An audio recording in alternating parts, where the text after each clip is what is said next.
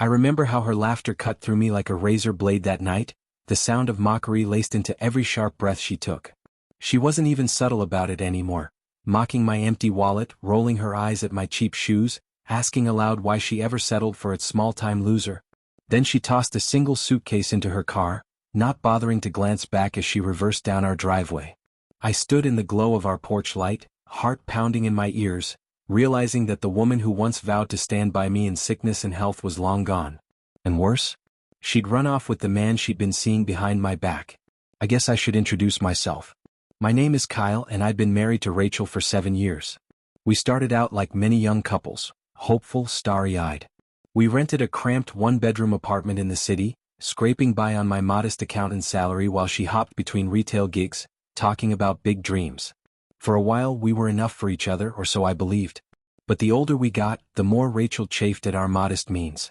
She wanted spontaneity, lavish dates, new clothes. I tried to keep up, but my paycheck only stretched so far. Things got tougher when I lost my accounting position after a company restructure. I ended up freelancing, patching together small jobs, while she complained that we never went on fancy vacations like her friends did. The gap between her expectations and our reality grew wider. We argued more often, usually about money, her accusing me of lacking ambition, me reminding her I was doing my best. Soon enough, I caught her in small lies, lunches that lasted all afternoon, suspicious late-night texts. When I confronted her, she shot me a contemptuous glare, said I was paranoid. But my gut told me something was off. Turns out my gut was right.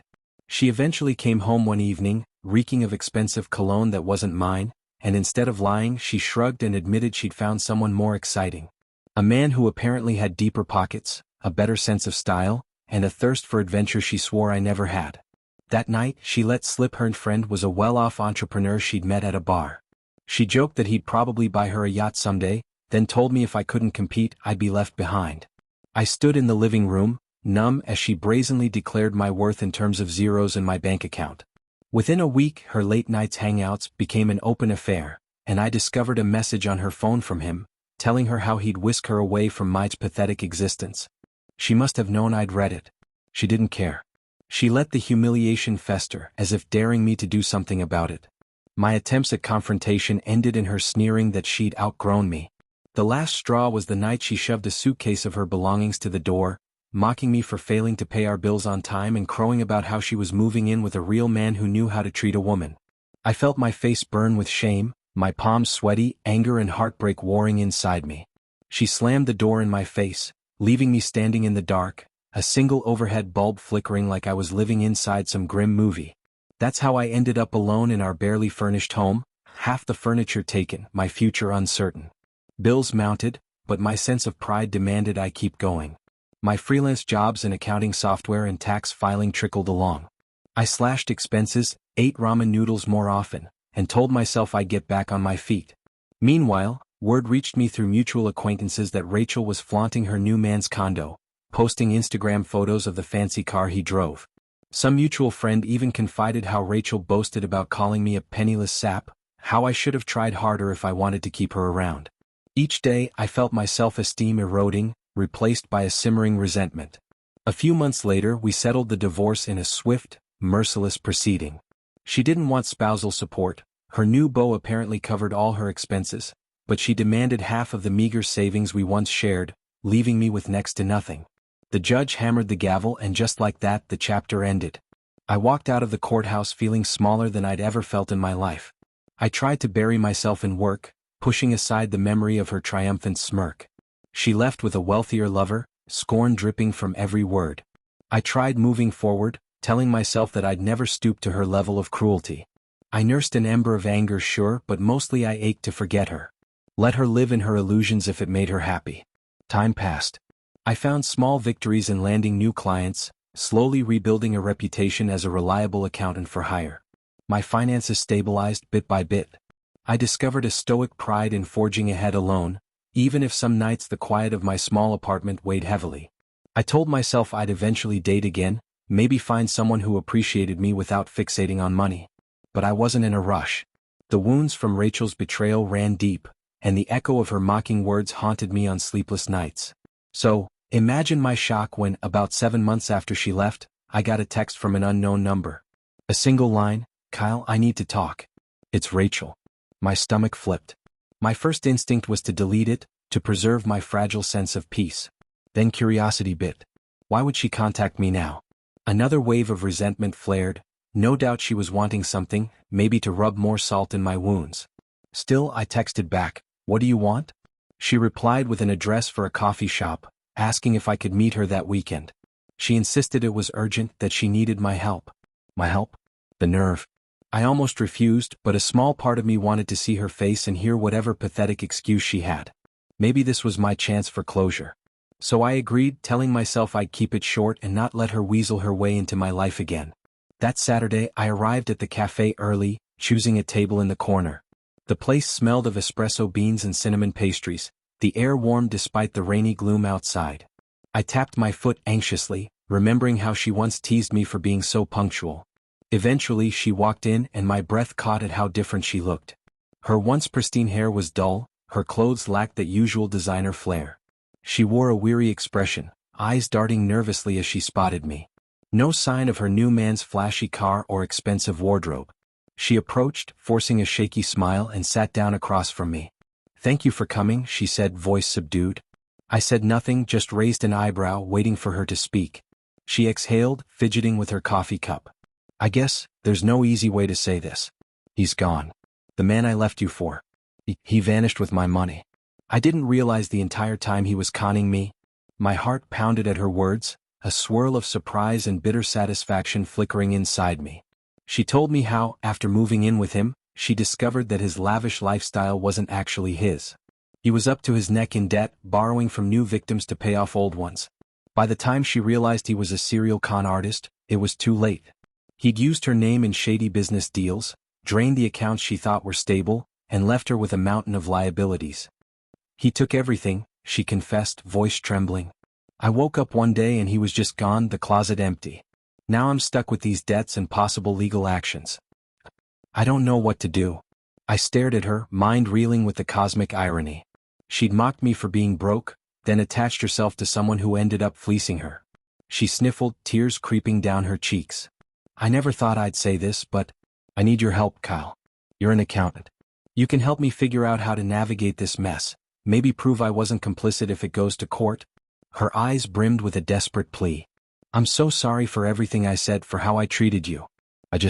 I was chasing excitement, and I lost sight of what mattered." A swirl of bitterness churned in my gut, but I stayed silent for a moment. She was indeed in trouble, and ironically she wanted me, whom she once dismissed as too poor and unambitious, to save her from a financial nightmare. "You realize how unbelievable this is, right?" I finally said, voice shaking with contained anger. "You told me I was worthless, not enough for you. Now you want me to bail you out because your dream guy was a fraud?" She nodded, tears dripping. "I know. I deserve your anger. I was a fool. I believed he had money, that it would solve all my frustrations. I never meant to hurt you so viciously. I was caught up in... I don't even know. I made the worst decisions." Her breath hitched. "I'm begging you, Kyle. You're the only one who can help me unravel these finances. Everyone else turned their backs on me. My parents refused to even talk to me after what I did to you. I have no one left." I eyed her, remembering the nights I'd wept alone, how powerless I felt. A twisted sense of justice teased at my mind. Let her drown in the chaos she created.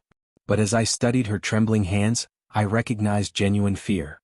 She was in over her head, manipulated by a con man, ironically the same type of betrayal she inflicted on me, albeit reversed. The question lingered: could I, in good conscience, watch her crash and burn, or would I stoop to compassion? Maybe it was my upbringing, or maybe a shred of leftover affection for the woman I once loved, but I sighed and said, "I'm not promising miracles. But I'll look at whatever documents you have." Her eyes lit up with relief. "Thank you," she whispered, voice cracking. I sipped my coffee, ignoring the guilt swirling. Part of me was furious for giving in, but another part felt oddly relieved that life had come full circle, giving me a chance to show the empathy she once denied me. Over the next few weeks, we had awkward meetings at my small apartment or neutral spots, going through the papers she managed to retrieve. Her new lover had roped her into shady investments, forging her signature on certain agreements, possibly making her liable. The sums were staggering. I used my expertise to outline possible legal defenses, disclaimers that she never intended to defraud anyone. She was actually a victim, I told her, though one with major negligence in ignoring all the red flags. She apologized repeatedly for her cruelty toward me, tears always at the edge of her voice. I remained guarded. This was business, I told myself. Not reconciliation. As we delved deeper, I saw how cunning her affair partner had been, spinning illusions of wealth while forging documents in her name. She was left with a tarnished credit score, potential lawsuits, and the humiliating reality that she'd destroyed her marriage for a con man. One evening we sat in my living room, scanning a particularly incriminating contract. She let out a shaky laugh, bitterness etched in her tone. All that time I mocked you for not having enough money. Turns out, real financial security isn't about quick illusions. She wiped her eyes. You were the stable one all along. I didn't reply, though a quiet sense of vindication flickered. She tried timidly to ask if we could ever start over. My chest tightened with old pain. I can't forget how you left, I said gently but firmly. You made a mockery of our vows and I'm not the same person you walked out on. I'm helping you because I'm not a monster, but that doesn't mean we can go back. She bowed her head, tears glistening. I understand. I hate that I realized too late how good you were, in your own quiet way. Part of me softened at her admission, but I kept my resolve. Compassion didn't equal a second chance. I'd built a new sense of self and I couldn't just hand it over for her to break again. Eventually we compiled a file to present to her lawyer, detailing how she'd been deceived. The process was slow, but I gave her enough direction to maybe fend off the worst legal repercussions. Meanwhile, she scraped by on a part-time retail job, living in a shabby sublet. Her old arrogance was gone, replaced by humility. Sometimes as we parted ways after a work session, she'd hug herself, like trying to keep warm in a cold world. Thank you, she'd whisper, a tear streaking her cheek. One day after we wrapped up analyzing some new developments, she paused at my doorstep, eyes wet. Kyle, I know I don't deserve your kindness, but I'm grateful. Truly? I just nodded, uncertain how to respond. She stepped outside, the fading daylight casting her profile in a soft glow, and for a moment, I glimpsed the woman I once knew. Before illusions overshadowed her heart. Then she turned and disappeared into the city's bustle, leaving me with a mixture of relief and sorrow. A few weeks later, she texted me an update. Her lawyer had made progress in proving she wasn't the mastermind of the scam, that she was essentially conned. She might avoid jail time if she cooperated. She ended the text with, I can't thank you enough. I hope one day you can forgive me. I stared at that line for a long time. Forgiveness is tricky, I realized. I might not say the words outright, but the act of helping her might have been my way of forgiving to some degree. Or at least it was me choosing not to let hatred define me. In the end, her affair partner remained at large, rumored to have fled overseas. She might have to testify in absentia if he was ever caught. Meanwhile, I carried on with my quiet life, ironically finding that the heartbreak she inflicted was now overshadowed by the regret she felt. Did it heal me entirely? Not exactly. Scars remain. But the scornful, mocking woman who flaunted her new lover's wealth is gone, replaced by someone chastened by the harsh lesson of false promises. We parted ways amicably. She eventually moved out of town, seeking to start fresh. I remain in my small apartment, a little older, a little wiser, with a mind to guard my heart more carefully. But I also hold on to the knowledge that even the deepest betrayal can twist and turn into something else. A cautionary tale for the betrayer, a testament of resilience for the betrayed. When I reflect on how she laughed at me for being broke, then ran off with her affair partner, only to find out he was the bigger fraud, I can't help but marvel at fate's irony.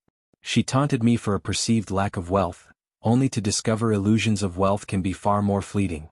Maybe that's the lesson. Chasing illusions leads to ruin while a quiet, honest life endures. I choose to stand by that belief. I may not be rich in her eyes, but I'm free of deceit, and that's worth more than any material fortune. I guess I always knew I'd see her again, perhaps at some grocery store aisle or on a sidewalk in passing. But I didn't imagine it would be so soon, and not with such a raw sense of defeat clinging to her. I found out she was in town again through a mutual friend, who sent me a short, cryptic text. Saw your ex today. She looked not good. For a moment, I felt a swirl of conflicting emotions. Curiosity, concern, resentment. But I brushed it off, figuring it wasn't my responsibility.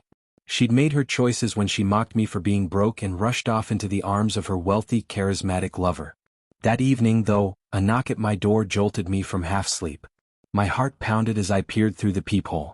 It was her, Rachel, standing in the hallway of my little apartment building, face hollow and uncertain, like she wasn't sure she belonged anywhere.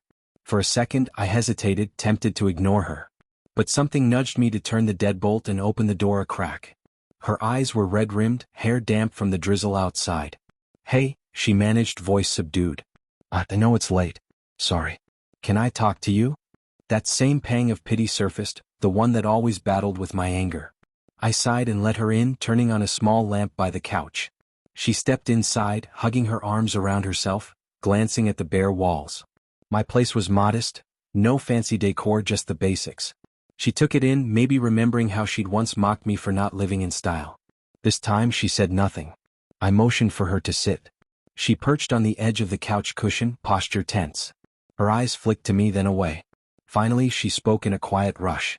"I guess I owe you an explanation, or maybe just a confession. Everything with him collapsed.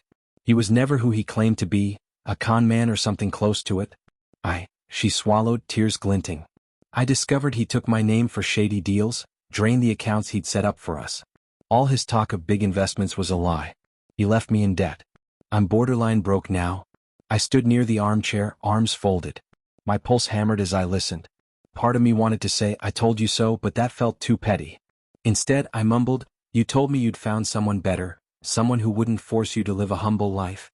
My voice caught on the bitterness. "I guess that didn't pan out." She winced, tears slipping free. "Kyle, I know I was cruel. I belittled you, made you feel worthless. And in the end, I was the one chasing an illusion." She wiped her face, letting out a shaky breath. "I'm sorry. I truly am. I never imagined it'd end like this." I sank into the armchair, studying her. Her once pristine nails were chipped, clothes wrinkled. There was a haunted look in her eyes, a far cry from the arrogant smirk I recalled the night she left. "So why are you here?" I asked quietly. "I can guess you're not just dropping by to say hi. Are you expecting me to fix it?" She shook her head vehemently. "No, I don't expect you to solve my problems. I know I lost that privilege when I walked out. But I need help, or at least some guidance. You're good with finances, right? I recall you used to do freelance accounting. If I could just figure out how to sort out these debts, maybe get a settlement or file a police report against him. I don't know where to start." She hesitated, voice small. "And part of me hoped maybe you could at least direct me. If you say no, I get it. I've burned every bridge." My mind spun. She was basically echoing the same meltdown her lover inflicted on her. He'd run off, left her in the lurch with potential lawsuits or criminal exposure. The irony was thick. I watched her trembling hands, remembered how I used to hold them when she was anxious. She mocked me for being broke, yet here she was, broke and desperate. "I can't just forget how you humiliated me," I admitted, voice tight. "But, let me think. I might be able to point you to the right resources." Her lips quivered with relief. "Thank you," she whispered. "If it's too much, I understand. I just have no one else. My parents blame me for everything, and mutual friends stopped talking to me after I left you. I'm alone." She paused, tears trailing down her cheeks. "I realize how that must sound.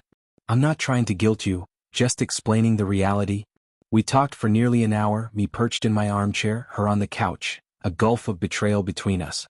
She spilled out the details of how her new partner had wooed her with lavish gestures and smooth talk, how he'd slowly manipulated her into signing documents, transferring funds for joint ventures. She didn't realize, or so she claimed, that it was a house of cards. By the time she saw the truth, he'd already walked away, leaving her name on everything. She was being hounded by creditors. I listened, a tumult of pity and anger swirling.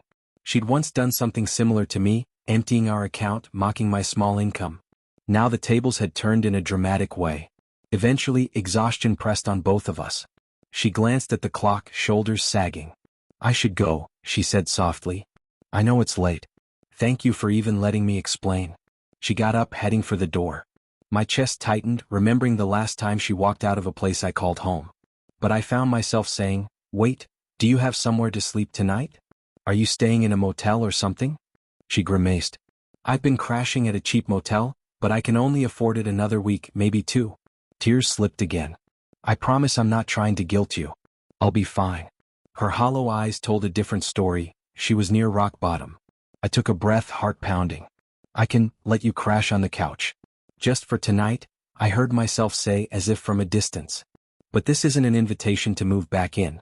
Understand?" She stared at me, disbelief mingling with gratitude. Are you sure? She murmured. I shrugged, avoiding her gaze. Just tonight. I'll figure out something tomorrow. She nodded, tears brimming. Thank you. That night was awkward beyond words. I fetched a spare blanket, laid it on the couch while she apologized profusely. I won't intrude, I swear. I'm grateful. I just nodded, mind swirling with the memory of how she used to tease me for living so modestly.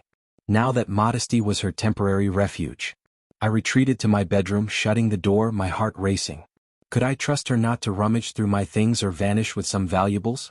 My mind fought with conflicting instincts, the trauma of her betrayal and the compassion I couldn't seem to snuff out. Morning came, and I emerged to find her sitting quietly, hair disheveled, the couch blanket folded neatly. She'd made coffee just like old times. The aroma stirred complicated nostalgia. We sipped coffee in silence until she mustered the nerve to say, I'll leave now.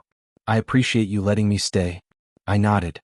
We need to talk about your finances, though, I said, surprising myself with how calmly I could discuss it. If you want my help, I'll take a look at your debts, see if there's a route to negotiate or file a fraud claim. She exhaled in relief, tears in her eyes again. Thank you, she whispered. That started a strange routine. Over the next few weeks, she'd swing by occasionally, carrying boxes of paperwork or official letters from lenders. We'd sit at my small kitchen table, sorting through the mess she'd inherited from her partner's shady dealings. Each session was tense, overshadowed by the ghost of our shattered marriage. She apologized often, tears close to the surface. I can't believe how I treated you, she'd say, shaking her head.